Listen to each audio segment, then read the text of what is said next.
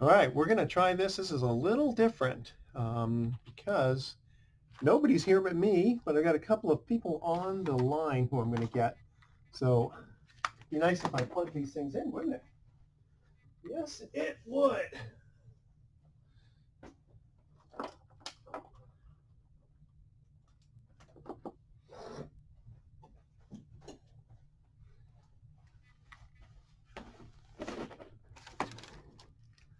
Okay, that is better. I'm going to call my first co-host, Russell Jackman.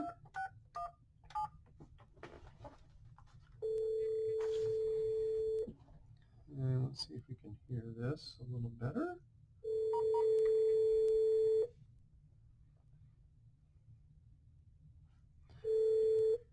Hello? Hey, there he is. Okay, all right, so now I'm going to try this. Stay with me.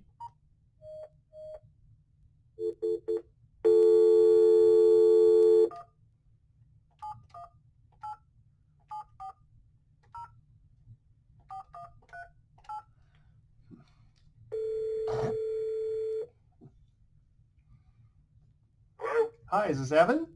Yes. Hi, Evan, stay with me. I'm going to try to conference Russell in at the same time. Okay, appreciate it. Thank you. Okay, do I have you both on?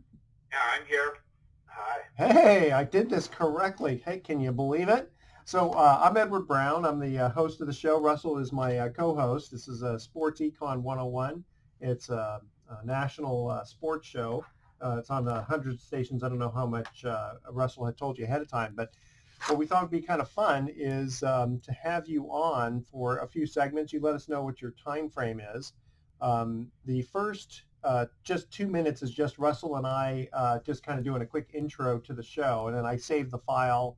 I'll ask some sports trivia questions. If you know the answer, don't say anything until we cut back from breaks. That sound okay? All right. Okay. So we're gonna. Hey, Russell, you ready? Yeah, I'm ready to go. Okay. We're gonna record here in just a minute. Ready and go. Welcome. You're listening to Sports Econ 101, the show where we discuss sports topics from a business perspective. I'm your host, Edward Brown, along with my co-host, Russell Jackman, because Vern Glenn is off today. And at each commercial. Now, this is kind of interesting. This show, I actually have Russell on the line. He's not in the studio based on the coronavirus situation. And in the next segment, we're going to introduce Evan Ginzburg, who made the movie Beyond the Mat documentary. Very interesting. In each commercial break, we're going to ask a sports trivia question. And today's theme is general sports trivia. And if we have time later on, we'll talk about the delay in the Olympics and a couple things going on in football. And I don't know, I guess, Russell, we're probably going to have to do the show like this for a while because of this coronavirus. Well, I know that you're probably clean, and I feel like I'm clean, but we just don't want to take any sort of chances. No offense, but I don't know what kind of sanitation your building has. I've got two kids at home plus my wife, so I don't want to get them infected, and I'm trying to stay home as much as humanly possible. That's a good idea. I mean, fortunately, I'm here in the office by myself, so I don't have to worry about anything like that. And also, if we have some time, we'll get into a little bit of basketball and what the 76ers and Devils are doing about cutting full-time employees' pay. Those rascals. Okay, so you are listening to Sports Econ 101. When we come back, we're going to have Evan Ginzburg on. He's going to tell us about making the movie Beyond the Mat.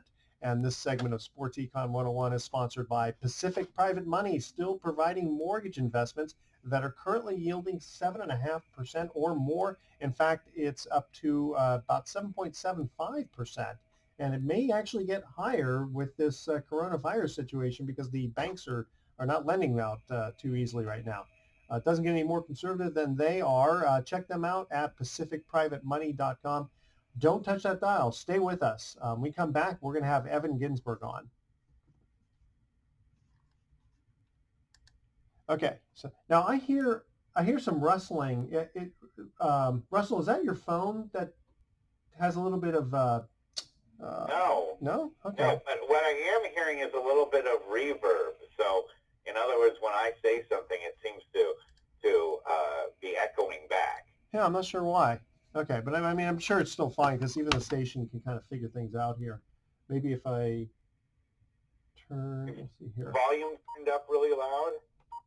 Yeah, maybe that was it. I Okay, mean, I'm that sure they'll might be be fine. part of the problem. All right, so let me go ahead and save this file here. And this is going to air on the 28th. But a lot of people are going to be forgiving, and I think a lot of people understand that, like, people are new to this technology and that we're, doing this for a first time kind of thing. Yeah, I think you're right. Okay. It sounds better, though. Now, whatever you did to turn down the sound or whatever. Okay, it does sound better? All right. Sounds less reverby. Okay, all right, guys, you all set? We're going to, and then what I'll do is, since he's your guest, I will let you introduce him. I'll just say welcome back. And then Russell, would you please introduce our guest, all right? Oh, that's wonderful. Okay, and away we go. Welcome back to Sports Econ 101. Edward Brown here along with Russell Jackman. Russell, who's our guest on the phone today? Oh, it's my distinct pleasure to bring in the first guest that I've brought in since I've been officially part of the show, and that is Evan Ginzburg, who is a legendary producer of wrestling documentaries, including the one that you mentioned, which is Beyond the Mat. But the one that he's really promoting now is the movie he made last year, which is called 350 Days, about wrestlers that they have to work basically 350 days a year and don't get any kind of vacations, don't get to spend any time with their families, and what they did to, the price they paid to be in the entertainment business that they're in. And it's a great film. It's available on a number of different streaming platforms, including for free on a site called Tubi.com. So if you're stuck inside, like a lot of people are, and you're running out of entertainment options, I highly, highly recommend that you check out 350 Days. And then Evan and I have also started a podcast together, a video podcast together, called Wrestling and Everything Coast to Coast. So without further ado, I'd like to bring in Evan Ginzburg. Okay. Evan, welcome to the show. Hey, Evan, you there? Do you think we lost him? Oh, no. Okay. Well, yeah, it's funny because my light is still lighting up like he's on the phone. Stellar introduction. Yeah. Let's see. So maybe he just had to put us on hold for a bit. But Russell, let me ask you, since you're on the phone. So 350 days out of 365 days. Okay, that's your typical 2-week vacation, but you're talking about 7 days a week. I mean, obviously these guys can't wrestle, every other day. So is most of it just traveling and then practicing? Yeah, most of it's traveling and practicing. Although I got to be honest with you, I know indie guys that would, guys in independent wrestling that would would do a show Saturday afternoon. Then they would get in their cars, or Saturday evening, and they'd wrestle Saturday night. They'd get in their cars. They would drive up to Portland after the show ended around midnight. Drive up to Portland 8 hours, show up, sleep in their car, and then the next day wrestle another show. Yeah, I can't even imagine doing that. And just sleeping in your car is hard enough with regard to getting a good night's sleep. Tell you what. No, these guys would do wrestling machines. They would wrestle on Friday, Saturday, and Sunday. And some guys found ways to wrestle 2 times on a Saturday when there were 2 local shows.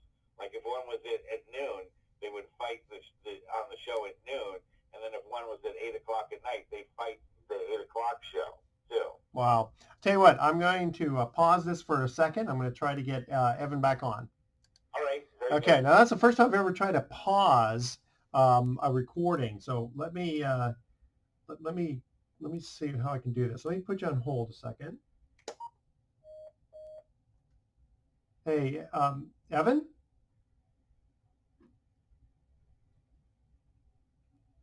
Okay.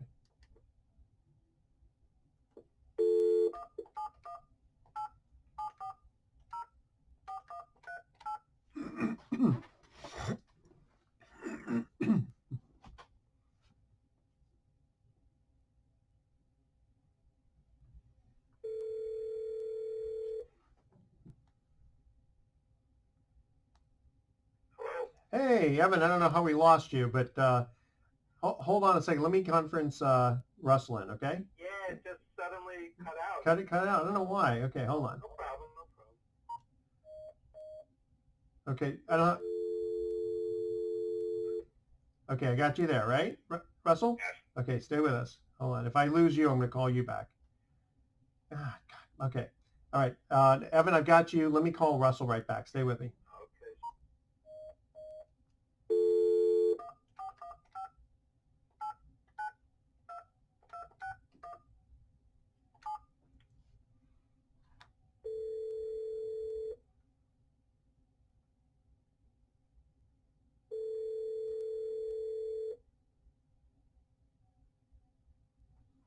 Hello.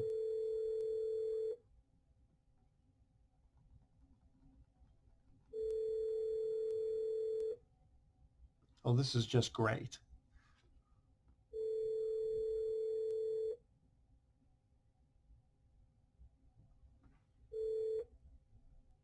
Russell Jackman Esquire and Calm Peter. Okay, Evan, let me try one more time. For some reason it Sure. went into his voicemail. I'm sorry about this. Don't worry. problem. It'll work. You're a good sport. I messaged him to say I was disconnected, so maybe Ah. I think he saw it though. All right, hold on. Yeah, okay.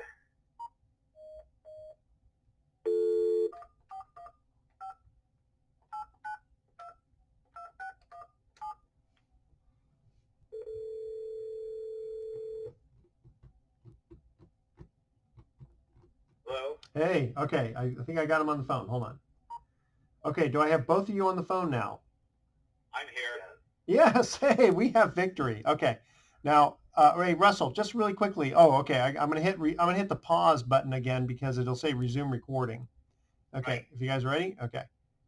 All right. We are continuing now, and we finally got Evan on the phone. So, Evan, welcome to Sports Econ 101.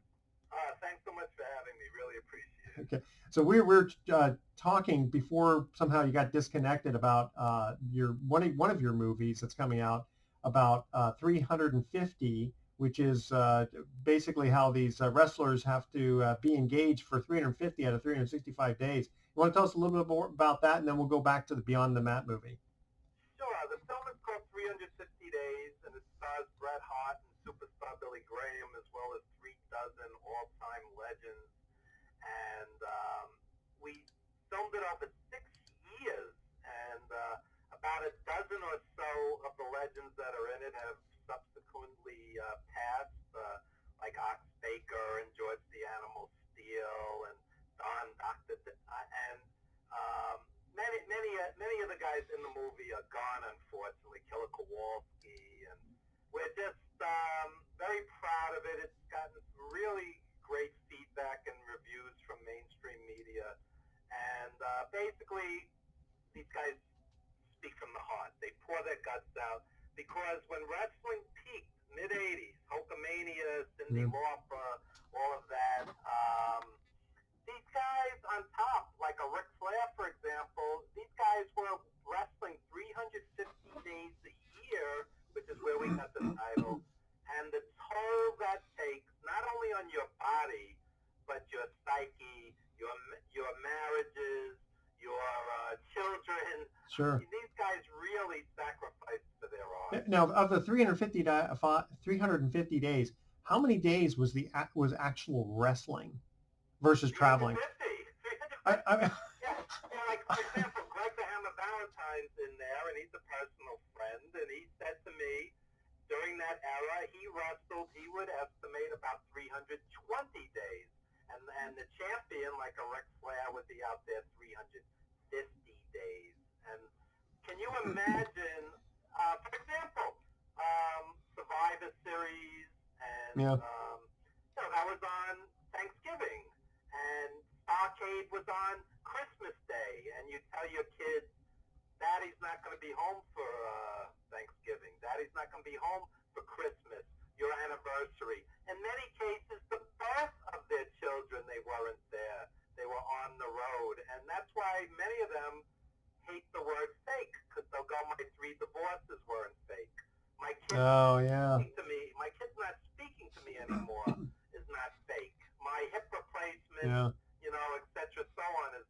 and it's not the kind of it doesn't seem like the kind of profession that you drag your family along, to travel with you all that time. Oh, it was for the most part impossible. Once in a blue moon, you'd have a guy whose valet was his girlfriend or wife, but most of the time they were away from their families, and it built a lot of resentment.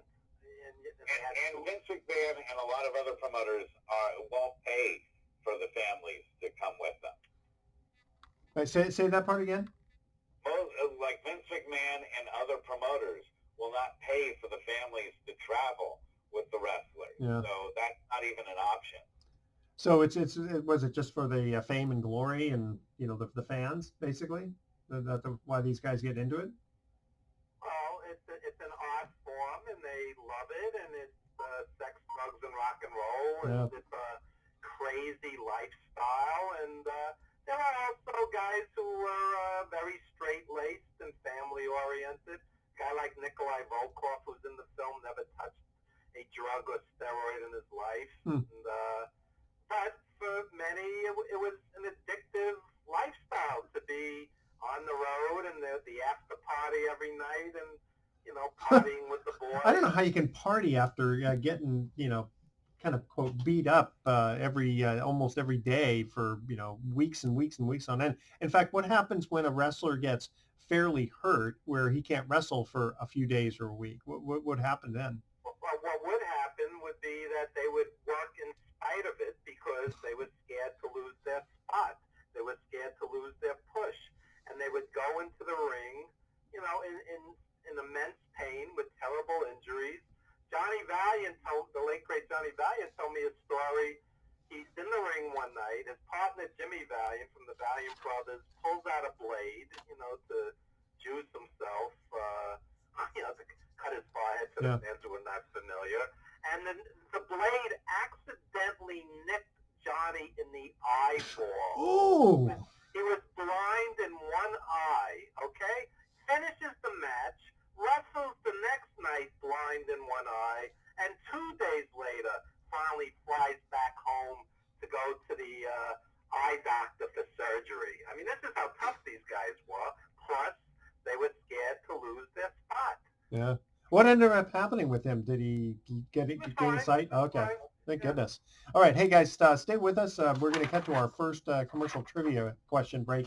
And again, Evan, if you know the answer, don't say anything until we get back. Okay, sure. All right, because we want the audience to get a chance to answer this. And we're talking just general sports trivia here. So which country has won the most World Cups? All right, that's our trivia question. Email edward@sportsecon101.com. We'll see if you know the answer to this question. Which country has won the most World Cups? All right, stay with us because you're listening to Sports Econ 101 with Edward Brown and Russell Jackman and our special guest, Evan Ginzburg of the movies 350 and Beyond the Mat. It's 350 days. Oh, so I'm sorry. Okay, we'll correct that when we get back. All right, so let me save the file here. I'm just getting used to this new software system that Russell came up with, which has been pretty good. I think that segment went very well, actually. Yeah, I was able to segment to. Are you able to stay for another segment, Evan? I can stay as long as you need. I'm trapped like everybody else in the house. Oh, yeah, that's true. I can do 7 hours with you. Whatever you need. Hey, we might need that next time. Any time is a break from the monotony. This is therapeutic for me. Okay, hold on here. I think it'll be a good show. Yeah, let me do this here. My life has turned into going to the supermarket. Yeah, really. It's ridiculous. Yeah. Okay. Yeah, now that's you take your life into your own hands technically when you go shopping for toilet paper. Speaking of, I actually got a 4-pack of toilet paper yesterday. I'm coming to loot Russell's house for the toilet. Hold on here. Let me do this here. Rename here. I just have to correct a couple of things. I'm sure the same people that are hoarding mountains of stuff are, taking care of their elderly neighbors and relatives, I'm sure. Yeah, I'm sure of it too. Yeah. Okay, got that. All right. And Also great is reading about how people are running to the gun store to buy guns and ammo. It's like, what are you going to do? Shoot the damn virus? How's that going to work? Oh, I think, well, it's obviously not for the virus. Okay. Right. Okay. All right. All right. So let's go ahead and continue on. All right. Ready? Go. Welcome back to Sports Econ 101. Again, I'm Edward Brown, your host, along with Russell Jackman. And our first trivia question was, which country has won the most World Cups? Either you guys know? I just say Spain off the top of my head. I'll guess England. No, actually Brazil.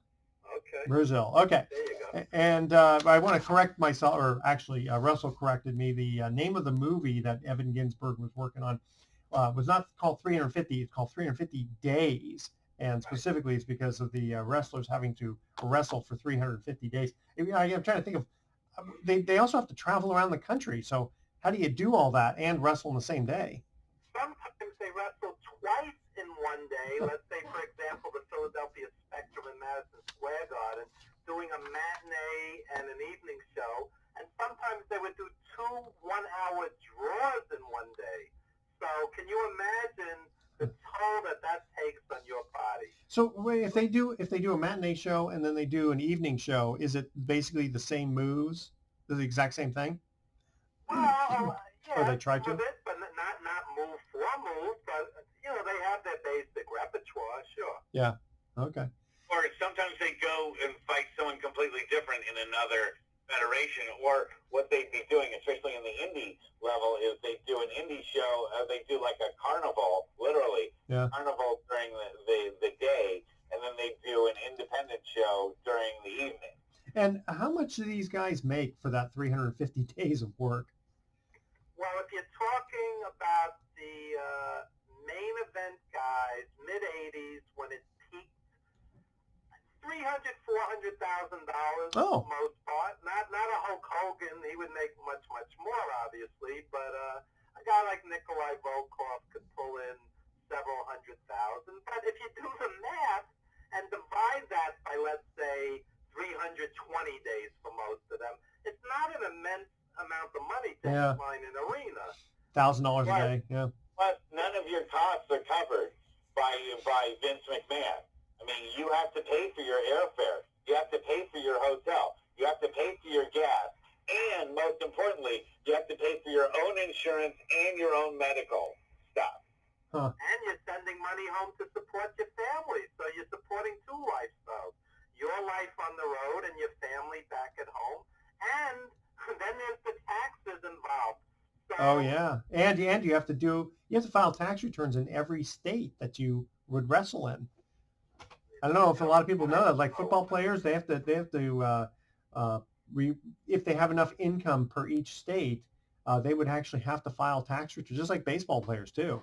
I mean, can you imagine having to file 40 tax returns? Not just states, but countries. Yeah. Oh, yeah, that's true. Actually, literally, I mean, it isn't called the World Wrestling Entertainment Federation for nothing. People are wrestling all over the world, and so yes, you leave your footprint and your tax footprint all over the place. See, and that's the only reason I didn't get into professional wrestling. Not the fact that I only weigh 190 pounds, Yeah, that's right. It's all the paperwork. That's what stopped me. Hey, so let's smart to do something like that. But the rest of us, we're not going to get famous any other way. So if it wasn't for that, we would have no way of anyone, no one's going to hire me to be a Shakespearean actor, or they're going to hire me to, sing or do anything like that. So if it isn't, taking a chair to the face, I pretty much don't have any other way of doing it. How many chairs to the face did you have to experience, Russell, as a manager? A few. Let's just put it that way. And briefcases and other, fists and boots and everything else. And I'll bet you loved hearing the fans cheer when you got hurt as being the quote bad guy manager, right? You actually do look at that as a payoff. for what you're doing. Because again, it's all about the suspension of belief. So if people really believe that you're getting just clobbered and they love it, Yeah. then that's more power to them. That's what they're paying their money for. That's why they're coming to see you. And you don't mess with that, because that's where the payoff is for everybody that gets involved in wrestling. Well, speaking of payoffs, I mean, Russell, how much did you make as a manager? It's funny. I think maybe if you really added it all up, probably about $200 in 15 years. Hey, that's righteous bucks. So, Evan, tell us about the movie Beyond the Mat. How did that start? Tell us about the movie. I wasn't involved with Beyond the Mat. I was associate producer on The Wrestler with Mickey Rourke. Oh, okay. I'm sorry. Russell, you lied to me. You told me Beyond the Mat. I've been Beyond the Mat too, but not as the producer. Okay. No, but you know what? I did see The Wrestler with Mickey Rourke, and I enjoyed it. I thought that was really good. Thank you. Yeah, we spent 7 years off and on with The Wrestler, and it was one of the great experiences of my life. And I think Mickey's performance is iconic, and I even got to act with him, which was an honor. And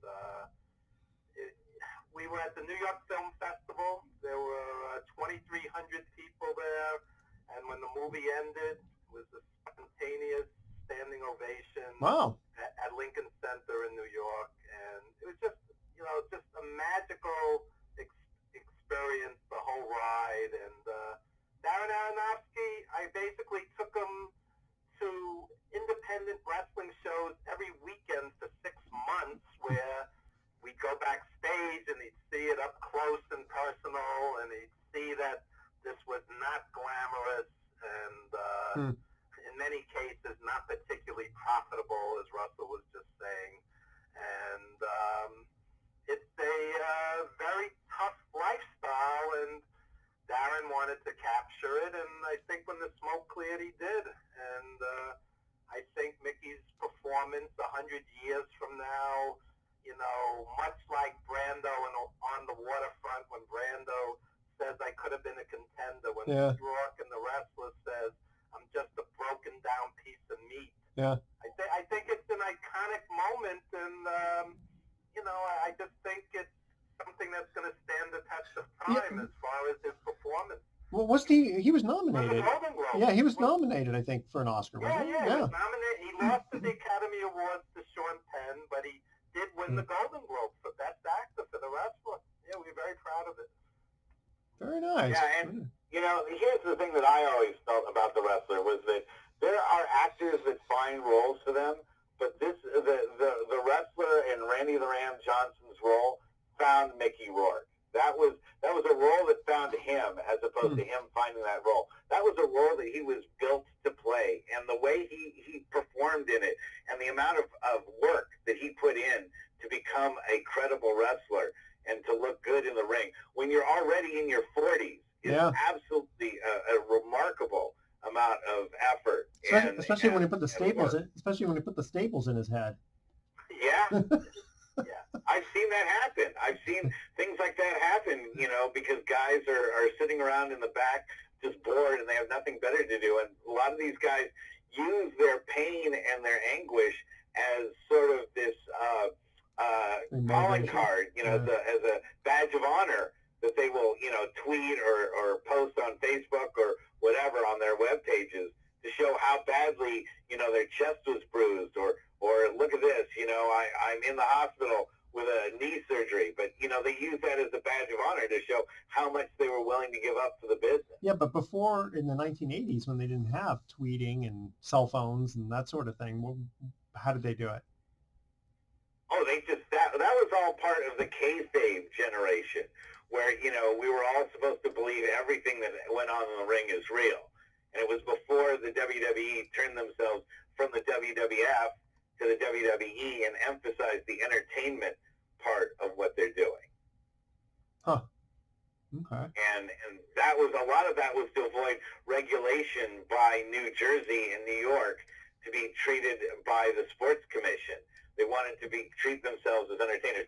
Vince McMahon knows more about manipulating systems than probably any human being on the face of the earth. And are the wrestlers independent contractors or are they employees? Yep.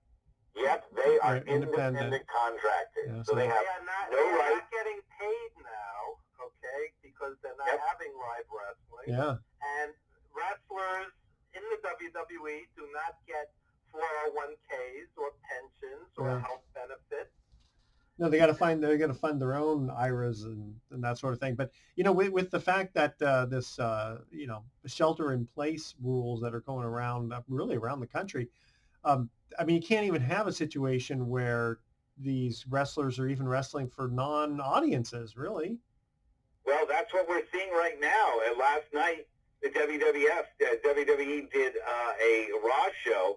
It was just the wrestlers inside an empty arena. Okay, so they didn't have a problem with wrestler next to wrestler, keeping distance. You know what I mean? These are wrestlers. These wrestlers don't care about their future.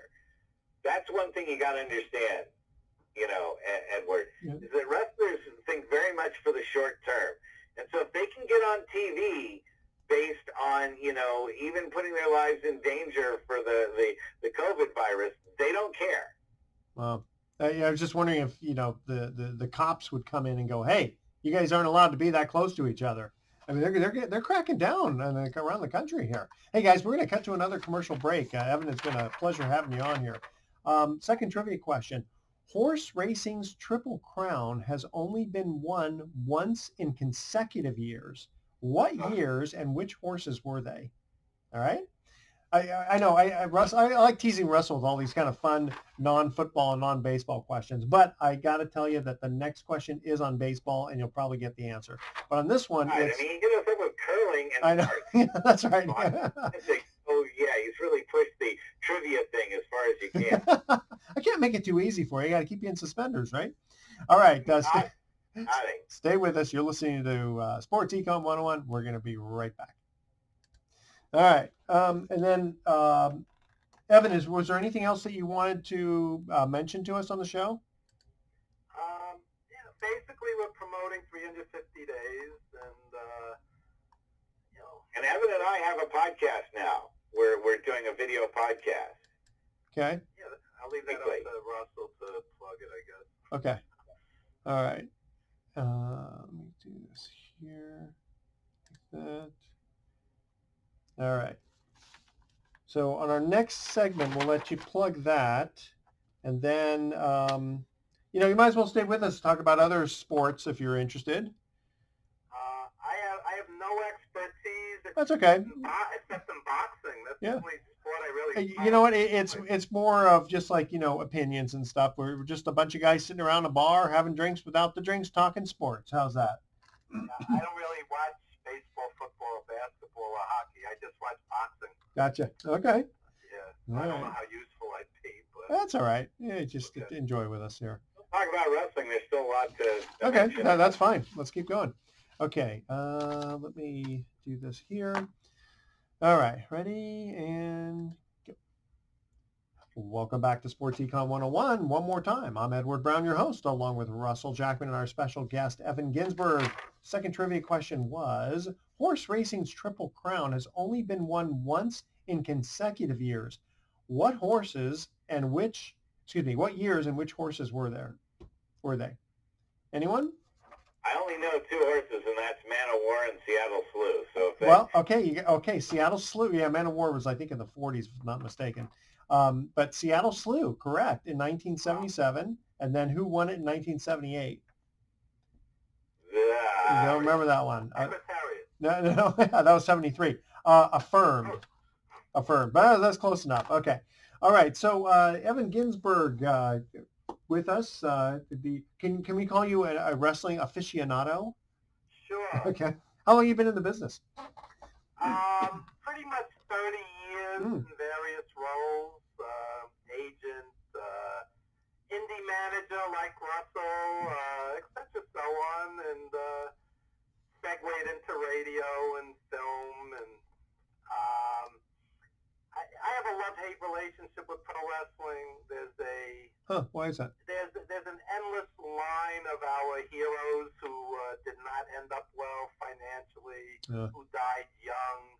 The sport takes quite a toll on them, and many times they are not compensated well for what they do, and a lot of them end up pushing a broom or a doorman, a bouncer. You know, it's Well, you got to think that there's got to be some physical tolls mentally getting, slammed on the mat, even if it's choreographed, right? well, wrestlers do not like the word fake again No, because they think gravity is not fake. When a 300-pound man throws another 300-pound man through the air and he lands on his back, at some point something's going to give. exactly. Especially night after night after night. That's why I didn't use the word fake. I used choreographed. Yeah, I know. I'm just saying they're very sensitive because at some point, many of them will end up in a wheelchair. Yeah. And it's really, Russell will tell you, I mean, these guys, once they hit a certain age, they're limping around and... Just like centers for football, Oh, yeah, and these. yeah. Well, it's interesting. You think about the Rocky movie, right? Where you had Sylvester Stallone and Hulk Hogan, Thunder Lips, and it's interesting because even in the movie, Hulk Hogan says, "Yeah, it's all fake, right?" And but he gives him he doesn't do a pile driver, but he tries to break his back. Backbreaker, yeah. Backbreaker, yeah. Which, oh man, that did look real. I cringed when I saw that. Well, here's one thing I just wanted to say to you, Edward, which is that if you look at a pro football game, the amount of actual action that goes on in a football game. It's only a couple of minutes. Yeah, it's only a couple of minutes. Yeah. You have timeouts. You have a halftime. You have, you're only playing one side of the ball. Yeah. Well, a lot of guys get a lot of time to rest. When you're in a wrestling ring, 5 minutes of wrestling is like an entire football game. Yeah. If you just wrestle a 5-minute match, you're basically doing as much action as most football players do for an entire game. Well, it's like boxing. A 3-minute round is actually a very long time when you're not just standing around, when you're actually throwing punches. Especially a guy punching you in the head. Yeah. On 3 minutes. Yeah. But what I was going to ask you, Evan, would you say the Rocky movie really did kind of put wrestling to the next level? Because when I was a kid in the 60s and early 70s, I loved watching big time wrestling on, with Rocky Johnson, who's Dwayne's father, and Haystack Calhoun and all those guys.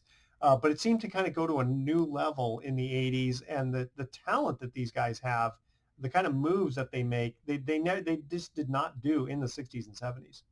Well, what happened was after Rocky III with Hulk Hogan at the time was in the AWA, which was predominantly in the Midwest, and Vince McMahon grabbed Hogan from Vern Gagne, who was the promoter there, and just saw dollar signs, and he was absolutely right, and pushed Hulk Hogan and, again, Cyndi Lauper and Roddy Piper, and made it chic, made it very upscale, rock and wrestling, and, brought it to a different level and a different audience. And, a lot of guys, as wrestling progressed, there was, amazing moves and aerial maneuvers, and it did evolve to a different kind of presentation, but basically it remains the same. Good guy versus bad guy. Well, let me ask you just for a minute.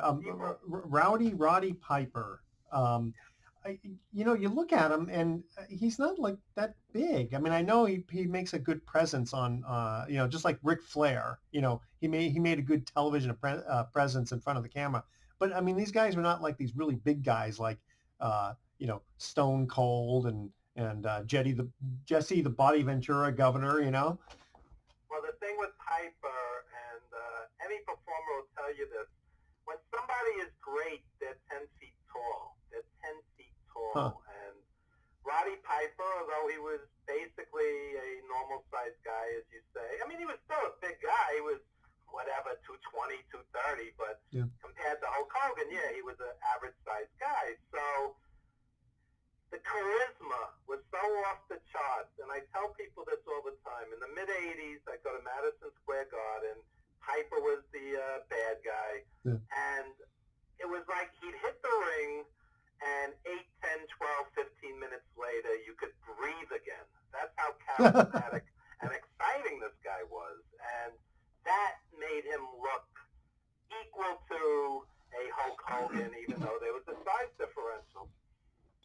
Who was your favorite? Who was your favorite wrestler? I also wanted to point out in the 80s, after Hogan started getting popular, is that the WWF started making a conscious change to promote New York City as the center of pro wrestling instead of the South. The wrestling became less South-dominated with the rise of Hulk Hogan and the WWF, and more stuff was going through Madison Square Garden in New York, which made it more upscale and sort of more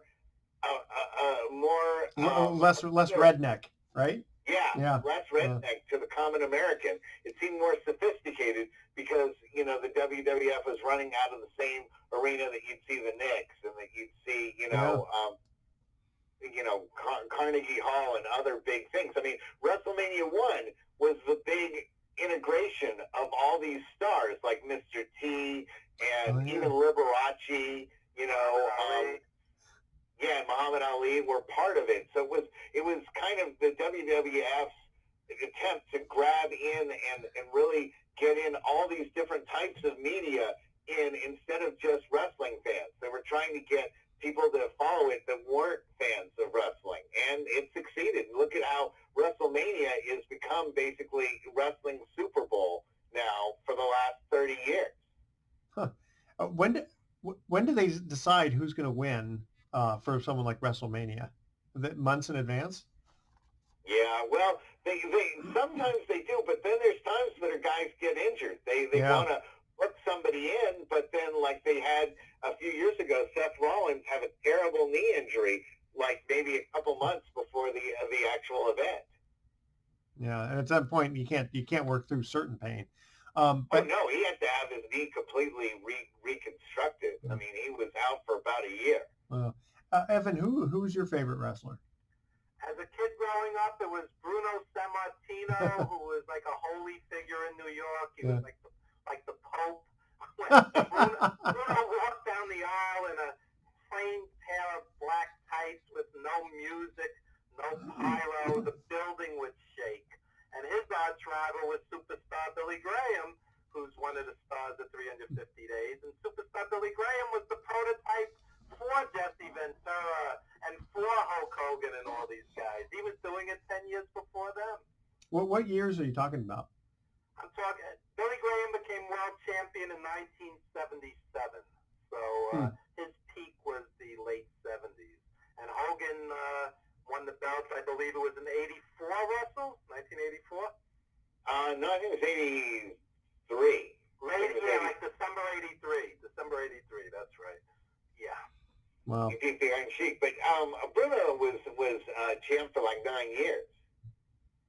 Yeah, Bruno was champion like forever and just beloved. And the night he lost the belt at Madison Square Garden to Ivan Koloff, people were crying. It was silent. You could hear a pin drop. It was surreal. And did Bruno, because it's again choreographed ahead of time, did he go, well, wait a minute, I don't want to lose tonight. Let me win one more. Bruno was willing to lose to Ivan Koloff because Ivan Koloff was just a tremendous, credible athlete and a powerhouse himself. And, it rang true. He wasn't a cartoon. He was a powerful guy. They called him the Russian Bear. He's gone now. Bruno's gone now. Piper's gone now. A lot of our heroes. Wow. That's right. Yeah, when I like I said, when I was a kid, I loved guys like Haystack Calhoun because he was like 600 pounds and he would go against two guys, and he was just a nice old country boy and great gimmick. I saw Calhoun back when I was a kid, sure. Yeah, and good old Rocky Johnson again. Rocky just passed. Yeah, I know that was really sad. But his son kind of went into his footsteps, huh? Yeah. Even bigger. Sure. Well, sure. Yeah, he's bigger than anybody. He's the #1 action star in the world. Yeah. And he also is he actually proved to be a pretty decent movie producer with the movie Fighting with My Family, which if you haven't seen and you're housebound, you might want to check that out too, because it came out a couple of years ago, and it was a pretty good movie. Well, hey guys, just to change the subject here to get off wrestling for just a minute. The Tokyo Olympics are delayed until 2021 because of the virus. And I'm wondering, do you think they're going to go back to, let's say, 2024 to start getting it back on the even numbers every 4 years? Or is this now going to be 2021 and then 2025 and 2029, et cetera? What do you think is going to happen there? It's hard to arrange those venues, so I think they're going to have to probably make it odd years for now, and then wait till the next plague, and then get it back on even years. Yeah, maybe go 5 years. I mean, can you imagine how much money is involved in something like that? Everyone's got. You can see with WrestleMania how Vince McMahon doesn't want to cancel WrestleMania, so he's actually going to have it as an empty arena. And going on for 2 consecutive nights because he can't live without the money. Yeah. He can't live without the attention. So it'll be will it be like a pay-per-view? Yeah. Yeah, something like that. Wow. Hey guys, let's. Anyone that pays for it, I think, is a complete moron because they're going to see some very subpar wrestling, and I think the WWE is really going to try to force it to make big things happen. Where WrestleMania should be something that is sort of like. Everything leads up to it. It's supposed to be sort of the culmination of all these feuds and all these build-ups are supposed to be taken care of in WrestleMania. Here, this WrestleMania is all out of joint because it's, sort of being forced together and nobody really knows how it's going to be pulled off. Wow. Hey, guys, get to our last commercial break here. Hard breaks, you know how it is. Third trivia question, who was the last Major League Baseball pitcher to win 30 games or more in a season? Ooh. All right. Wow. Okay. I thought you'd know that one right off the top of your head. I may know that. Okay. All right. Stay with us. You're listening to Sports Econ 101. Don't touch that dial. We're going to be coming back with some closing comments. All right. The whole show. I know. That's Isn't that Denny McClain? It's Denny McClain. You are correct. Not bad. Yeah, I was going to say Randy Johnson, so I was wrong. No. And we've had Denny on the show before. It was pretty cool. We asked him ahead of time, is there any topic, is there anything off topic? And he goes, nope, I'm an open book. You can ask me anything. Because you remember what happened to him, right? He has like some gambling issue, right? Yeah. Yeah. It's funny. I loved baseball in the 70s and 80s, and once like the big salaries hit and the high-priced tickets, I got turned off to it. I just it really did kind of lose its luster a little bit, didn't it? Yeah, I could talk to you about guys from the 70s. I couldn't talk to you about 3 guys today. I live about 15 minutes from where the Mets play, and I go maybe 3-4 times a summer just to like be sociable with friends. But I have like no real emotional involvement anymore, What's the best? The Knicks are horrendous. Oh my God. Yeah. That is true. Just like the Warriors. What about the ownership of the Knicks? They're loathsome. Yeah. Seems like everybody hates them. All right, guys, let's get this. $1,000 courtside. How much? $3,000 courtside. For regular season tickets. $3,000. To watch them lose. Yeah. Wait. $3,000 a game? $3,000 a game to sit courtside. Yes, I'm not making it up. Wow. Tell Spike Lee to help out everyone. Yeah, exactly. Okay, so this segment is going to be really short, and I'll have some closing comments. And thanks again, Evan, for being our guest. Right, anytime. I'm off. Okay. Anytime in the evening. Yeah. Sounds good. Okay, you guys ready? Here we go to close this out. Excuse me. Welcome back to Sports Econ 101. Last time for today, I'm Edward Brown, your host, along with Russell Jackman and our special guest, Evan Ginzburg. Third trivia question was, who was the last Major League Baseball pitcher to win 30 or more games in a season? Evan, you know the answer. The answer is Denny McClain. Denny McClain. Tigers. That's right. Very good. Do you remember what year? It had to be in the mid-70s. I couldn't. No. 73. 68. Close. 68, very, very, very close. Yeah, 30 games. I mean, that's going to be tough for anyone to do that anymore just because the guys don't last that long. They quickly yank them out, right? Yeah. The win total is a past tense concept. Yeah, I still claim the hardest record to break is Cy Young's 511 wins. Oh God, yes. Yeah, I can't imagine. I can see someone breaking DiMaggio's 56 game hitting streak. That could happen, but 511 wins, I just can't see that. 60-0 in boxing, that's not going to be easy. That's going to be tough too. All right, Evan Ginzburg, thank you again for joining us on Sports Econ 101. And here's our thoughts for the day. Wait, before you finish it up, I want to also promote our podcast. Oh yeah, please. Wrestling and Everything, Coast to Coast. You can find it on YouTube. We're promoting it on our Facebook pages too.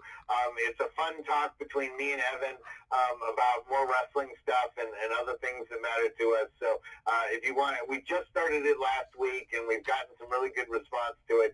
So go check it out, Wrestling and Everything, Coast to Coast. All right, thanks a lot. Okay, here's our thoughts for the day. Do regular dogs see police dogs and think, oh no, it's a cop? And my wife isn't talking to me. She said I ruined her birthday. I'm not sure how. I didn't even know it was her birthday. All right, tune in. Just kidding. I always remember my wife's birthday, and she reminds me also. Tune in next week to Sports Econ 101. We're going to be discussing sports topics from a business perspective and asking more sports trivia questions. Thanks for listening. On behalf of our team, I'm your host, Edward Brown. We'll see you next week. So long. Bye-bye. All right. Well, guys, that was a good show. Thank you again, Evan. Oh, thank you. That was fun. I enjoyed it. It was a good pick-me-up after this past week. I can imagine. So are you just like staying indoors the whole time? And I go out at night. I go to the supermarket or Target. But everything I love to do is the gym shut down, the movie theater shut down, the restaurants. I mean, I know we had a new gym open up close to home here, and it's closed. It's for at least the 7th of April, but who knows? It might even be longer than that. I think at some point they'll get control of this virus and things will get back to normal. But God knows how many businesses will be destroyed. I know that's will be a greater toll than the death toll when the smoke clears. I know that's the thing I'm more concerned about. Honestly, is the I'm not worried about getting sick. I'm worried about how the economy is going to get hit unless they get a handle on this thing. Especially in your business, it's a big deal. Well, it's interesting. A lot of people still need loans. So they're going to need more loans than ever now. Yeah, especially with the banks curtailing what they're lending on. So your private money stuff is going to be really vital. Exactly. Just like in the during the 2009, 10, 11, 12, it was like shooting fish in a barrel. Wow. On that. So all right, guys, I'm going to cut out here. And thanks again. Thanks for doing this over the phone. I really appreciate not having to come down there. Oh yeah, sure. And then we'll talk later, in the week about next week. Okay. Great. All right, guys. Thanks again.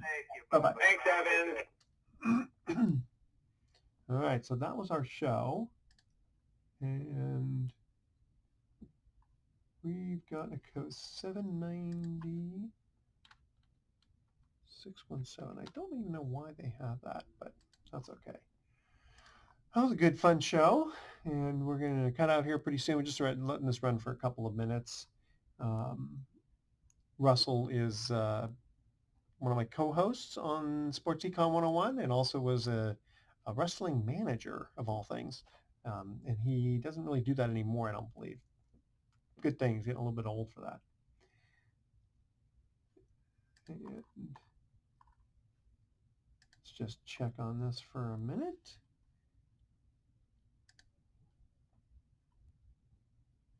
And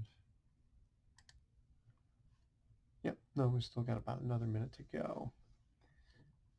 So you were listening to Sports Econ 101, and I'm Edward Brown, your host.